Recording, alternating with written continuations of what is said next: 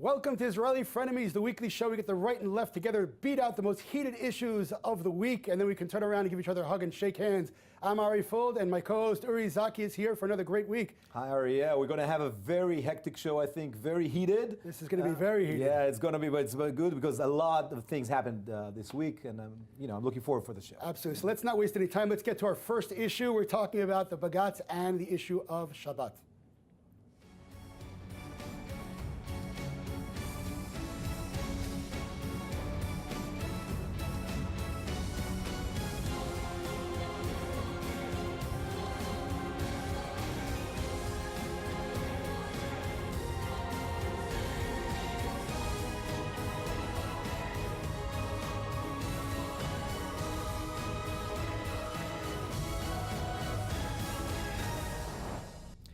So, yesterday, the Supreme Court of Israel ruled in a petition by the municipality of Tel Aviv, the municipality of Tel Aviv Yafo, where we're broadcasting from. They appealed against the Minister of Interior Affairs, who would not sign their local legislation calling for a specific arrangement for opening supermarkets and grocery stores on Saturdays, on Shabbat. In other words, they weren't allowed to open up before. No, the minister was supposed to sign an order to make a decision whether to uphold the law. Okay, or let it go. Here I think it's, but we'll discuss this. The minister has to approve legislation done by the municipality. He wouldn't. He just and the government itself was supposed to do it. Nobody did it. He had to make a decision. So the Supreme Court said 4 years after they submitted the legislation, the local legislation, the government didn't act. They said if the government doesn't act, then they upheld the legislation by the Tel Aviv municipality, and you have a problem with that. Well, the problem is twofold. Number one, I don't know if we're going to get into the issue that we've come back as the Jewish people to the land of Israel because there are people who don't care about that, and that's fine. That's their choice to do so. I think everybody cares about it. It's very painful that only after 69 years we're kind of like disconnecting and throwing out what we stand for. I think all the organizations that are behind such a decision, whether it's Israel Chofshit or whatnot, one after the other, they're trying to throw the traditions of the Jewish nation out. It's sad for me. I'm not angry. It's very saddening to me. But in terms of this law, just to be clear that the Aryeh Deri, who comes from the religious party, I would say the non-religious have to thank that man because his not making a decision actually put this into the Supreme Court. But in any case, the problem that I have is that over the last years, the businesses in Tel Aviv were not keeping to the law. Now, the law might be ridiculous to you. There's a law in Israel of a day of rest. In fact, it's what we call a chok yisod. It's one of the basic laws of Israel. No, it's not a basic law. It's right here. I'll show it to you. It's not a basic law. Okay, fine. But we have number 7. The clause number 7 talks about a day of rest, which is 36 hours, and for Jews, it is on the Sabbath. And Shamgar, the head of the court, said very clearly that this is a two-faced law. Number one, I'm shocked. People are against capitalism. This is the one day where they can go home to their families, enjoy it. No, but getting the Sabbath out is more important than allowing people to have free time once a week. Okay, Ari, let me relate to two issues you mentioned. First, as someone, folks who are watching this show and who watch this show regularly know that I'm a person of faith. I'm a secular Jew, but I'm a person of faith. I respect. I don't understand that. I respect. I'll maybe in one of our. In other words, secular person means secular is the opposite of holy. Why would you do that? I don't think you're secular. I will elaborate. I'm a secular in the way Israel is divided between seculars and religious people. I'm on the secular community. So. Okay, but you koshered your house for Passover. Your house was kosher for Passover. You're right. I'm a person of faith. Secular. But you better be Zionism, careful. excuse me, Zionism was not based on making this a religious state. The whole notion of Zionism was that the Jewish people are a people amongst people. It's a nationality rather than a religion. Not according to the Declaration of Independence. According to Herzl, according to Ben Gurion, Herzl has no Jewish descendants. According to the Declaration of Independence. Ari, this is Zionism. This is the basis of Israel. No. But hold on. Zionism controls the world. I listen to you very carefully. Now, so in Israel, you have a majority of people who are not religious, who respect their day of rest in other ways than you do. They drive cars. Correct. They want to have public transportation. This is not Iran. This is Israel. Excuse me. Nobody's telling a private person what to do. Don't call Judaism Iran. If I can't go to the grocery store, Uri, don't call Jewish law Iran. If I can't go, it is. You it's a think religious Jewish law. law is Iran? What Iran did is took the Islamic law, made it into the state law. Judaism is compared to radical Islam? I think laws cannot be based on religion. They have to be based on the decision of the people. Did you compare Judaism to Iran? Ari, and what you said about the law. Yes. You know, as you know, I'm a jurist. Yeah, I have 2 law degrees. What from, you said where, is just from, where, right. from where your law degrees? From the Hebrew University and the administrative college, and very respectful. Well, the administrative college we're talking politically, but okay, go ahead. What was the law degree in the second one? Was in law. Which one? LLM. Ari, hold on. I don't know what you're talking about, Okay. but the law in Israel, there's a law called the certification law. The certification law says that each municipality has the ability to rule on itself which businesses will be open and will not be open according to its decision, and the Minister of Interior Affairs has to sign that law. Now, we are talking about only the Tel Aviv. We're talking no, Uri, every business. You just don't know the law. No. I have a law right in front of me. The Tel Aviv city is a free city of people who don't share your religious views. They are Israelis. They are patriotic. And part of the Jewish they want state. to have right. The Jewish state is not Iran state. It's Why not. could you keep on comparing Judaism to radical there's Islam? only one. Do you think there's Judaism, only one Uri, religious that's the second time. republic Do in the you world, and that's believe- Iran. And you don't make believe- us into do you Iran. believe Judaism is comparable to I radical think Islam? that any religion cannot rule a national state. The So national you are state has to against be. Judaism. I understand. You I am believe. very much for.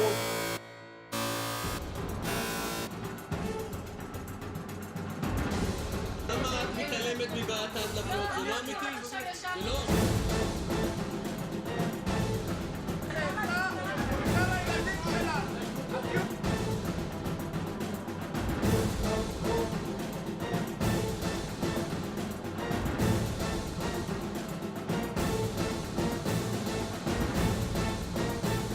A very, very embarrassing happened in the Israeli Knesset yesterday when parents of fallen soldiers and members of Knesset had it out like a wrestling match. It was truly, truly embarrassing. Let me start out by saying something very, very clear. As someone who's been serving in the IDF now for reserve for over 23 years, lost friends and some family in wars and terrorist attacks, these people, these families, what we call our holy of holies, they can scream and say whatever they want, whenever they want. They don't owe anything to anyone. That being said, there was a horrendous mistake when the Knesset decided to run a committee discussing the war, discussing the war in front of these families. They have no reason to be discussing the war. Again, unfortunately, their pain cannot be related to anyone. However, to talk about the war in front of them, let them make decisions, it's just a mistake. We've done that before when we let out 1,000 blood-dripping terrorists, and we saw what happened afterwards. And it's embarrassing. So these are 2 disconnected issues, and just for our viewers to understand what we're talking about a report by the state's controller who criticized the decision-making mechanism that led to the war in Gaza Well, they actually 3 years ago. They actually didn't criticize. That's the problem. They didn't actually criticize the Hold on, decision-making. just for the framework of the discussion. That was the reason for the session that happened this week, and it was a hearing in which the prime minister took place. I think it's a must in a democracy where the legislator can have the head of the government to appear and to answer the questions of members of Knesset, and to the public is invited, and those bereaved families who lost their dear ones in the war in Gaza were invited to listen and to hear what the prime minister, who hasn't so far given any, he didn't answer any of the state controller criticism. They wanted to hear him firsthand and to let him hear what they have to say. Here's the problem, like I said again, when you bring bereaved families in, you cannot really have a discussion with questions and answers. Because no matter what the prime minister will say in front of those bereaved families, it will not make them feel better. The problem with the committee itself was they were not criticizing the decision-making process, they were actually criticizing policy.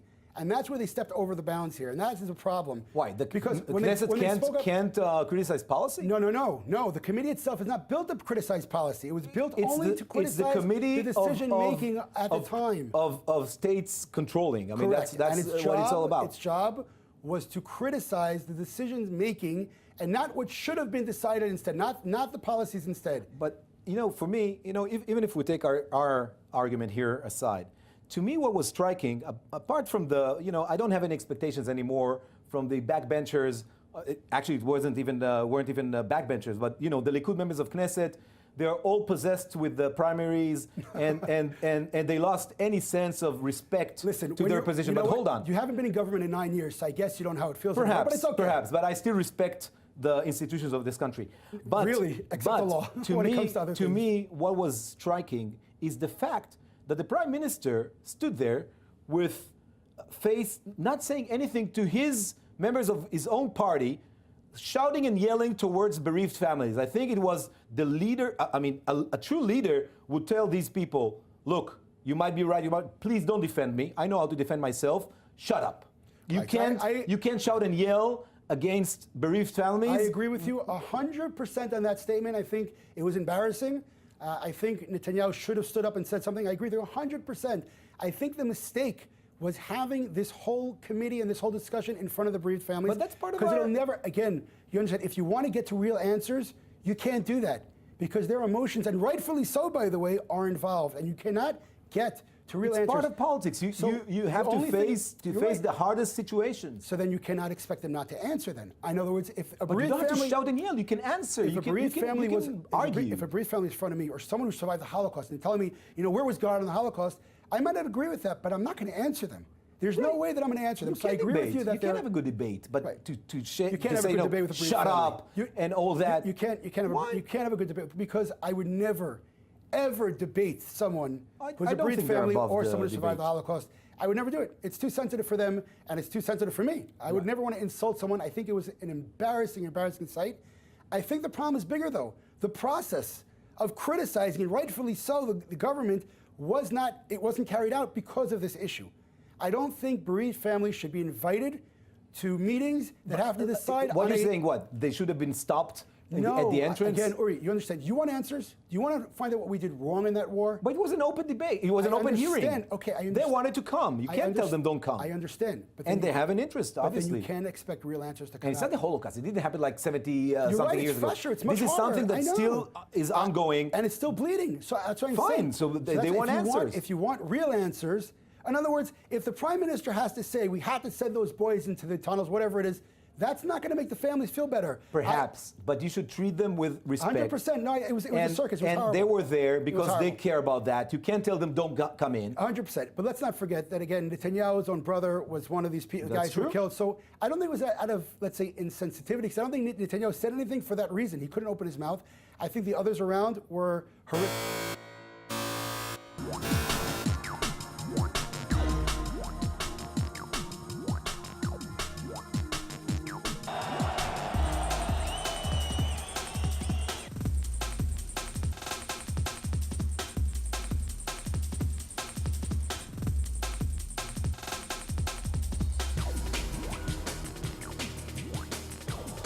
Eğer gerçekten destekler de önüme gelirse ben bunu alırım. So, a bit of international news this week. We had President Erdogan of Turkey winning in a very slight majority, by the way, referendum in Turkey to make him a much more authoritarian president. Turkey is a democracy, an unstable democracy. It had several military coups in the past. Which is why, by the way, this law started. This is why he wanted the referendum. Right. There was a coup. He used the coup in order to get authorities he wanted before the coup, which is I have two insights from this. The first one you might agree. The second one I'm sure you won't agree, but that's what you're here for. So the first one, actually, I think for Erdogan himself, the fact that he won in such a a very tiny majority that is even questioned now by the opposition. Well, there were a million forms Right. forms that were not certified. And I think that means that the Turkish people still has vigor to oppose him, and I hope that this will be the last act he passed as a successful politician, and there'll be an opposition there. He put back in the death penalty already. No, it's his first act was putting in the death penalty. Which I'm not surprised about. My second insight, and I'm sure you won't like it, I see in Turkey, unfortunately, a trend and a kind of binoculars into the future of Israel. And I think if Netanyahu would continue his authoritarian trend, Uri, he's the head of a Muslim party. He's the head of a Muslim party. We will be. Holy cow. We will be Uri, in a similar situation in 5 years. listen, It's very. Hold on. It's very similar. Uri.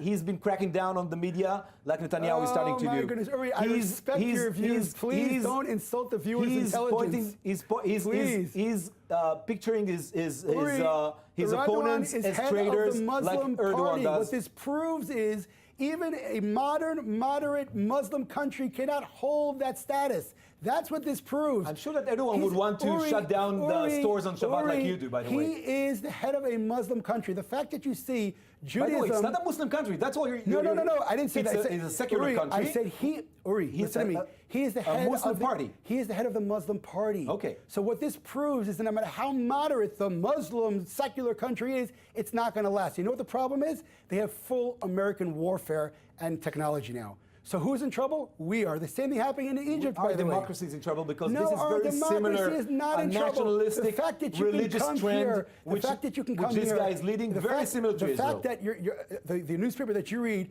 could call Jews worse than Makol terrorists, Rishon, by the and way, the fact and that Haaretz. the fact that the New York Times can interview a terrorist We'll talk about that shows soon. that this is our democracy is not in trouble. What it does show is the naivety of the left. Look at this modern, secular Muslim country who is now going further away from the West. This is what you should learn. What is he doing so different than Netanyahu? You cannot. What is he doing trust, so different? Uri, 5 years ago, he was exactly when what Netanyahu is now. Starts cracking killing, down on the civil society, when Netanyahu cracking starts down on killing, the media, when cracking down on his political opponents, cracking down on minorities. Netanyahu starts killing his opposition, come to me. Okay? We're not there yet. Stop it. We're not there yet, definitely. But that's the direction. This is the problem. Here he is. This is the problem, Uri. I have faith in Israel, and apparently you don't. That's very unfortunate to hear. I have a deep faith in Israel. You don't. I have you a deep think faith that in Israeli you think people Judaism who is like would radical stand Islam. out and prevent Uri, that. so far in this show, you said Judaism like radical Islam, and now Israel's like Turkey. It's just the religion stop can't be the state's law. Bashing your State's own law, country. It's state's terrible. law. I'm not bashing my own This country. is what I'm I sorry. love my country. But apparently I'm a you true don't. Zionist. Apparently you guys don't. are post-Zionists.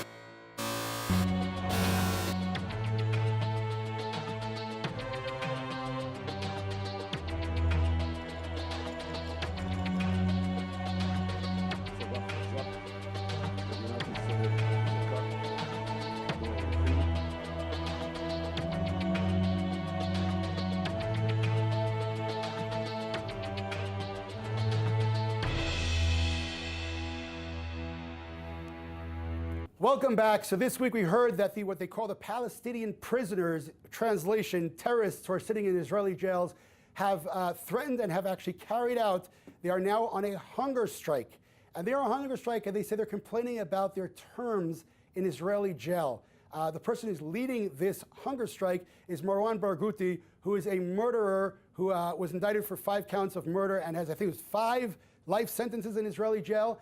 And when you hear a couple of things that they're asking for, you won't know whether to laugh or cry. The funny thing, though, is, by the way, in Syria, there are around 7 times more of these Arabs prisoners there who are being beaten, slaughtered, and starved, and no reaction, because this has nothing to do with their rights. This has to do with Marwan Barghouti wanting to start the next intifada. Mark my words, when this hunger strike goes on, the next intifada will start within the next 3 months. That's what I said, Irene. And it's truly unbelievable to me to see the Israeli, a lot of the press, and the left being, well, they're prisoners. Like they forgot what they did. It's unbelievable to hear this.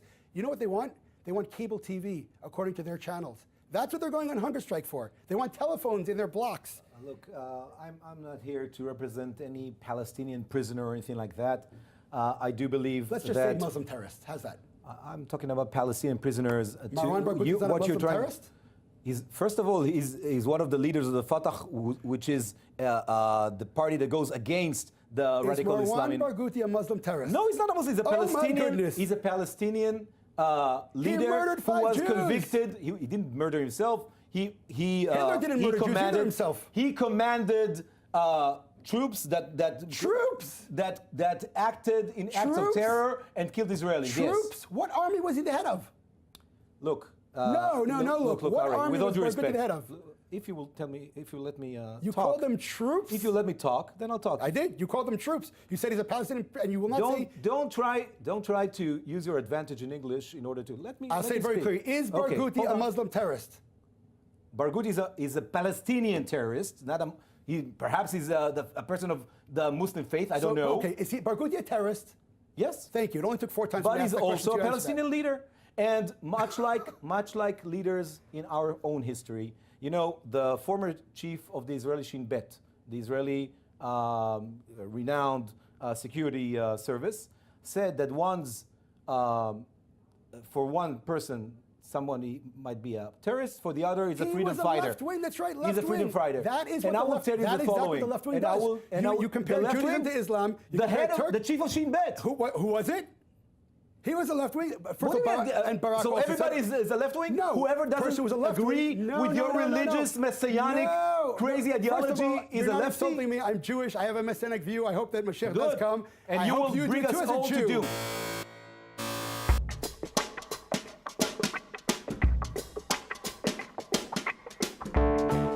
Sorry, this week we decided to do something a bit different. We're ending the show where usually both of us and the crew, and maybe it's a good time to mention the chief editor of this show, Arik Prince, and Tom Tzadok, the producer, decided to do it here on the roof of our studio in this great city of Tel Aviv, the free city of Tel Aviv, the first Hebrew city in 2,000 years.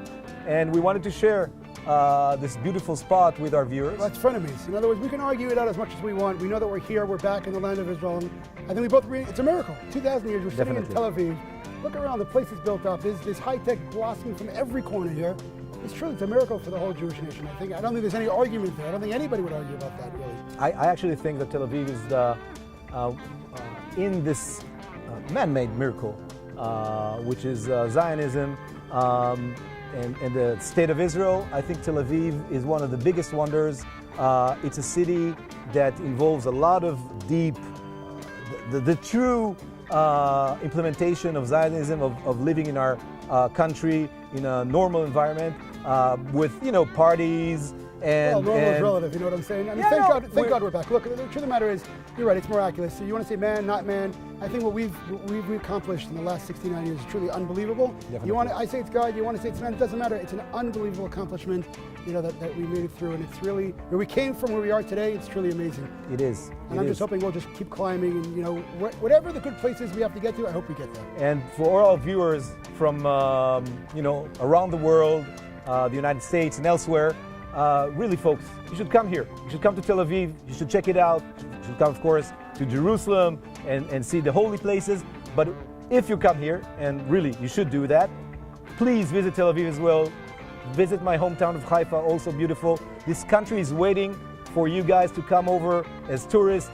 Israelis are so welcoming. The city is so welcoming. Really, you should do it. And the weather is just perfect. You can't get this on the news. Oh, definitely not. There's no way you can get this view and what's going on here. So definitely come on over. It's a great place to visit. And for those who think about living, it's a great place to live. Oh, definitely. If you're thinking of making Aliyah, we need you here. So please come over. So, I guess with this great environment of our rooftop, I think we should conclude this week's show. Let's teach a word. All right, do Zula. it. Zula. We come up here to relax. Again, we're political adversaries, but we're one nation, and we come up on the roof after the show just to relax. Zula, everyone. Remember the word. See you next week.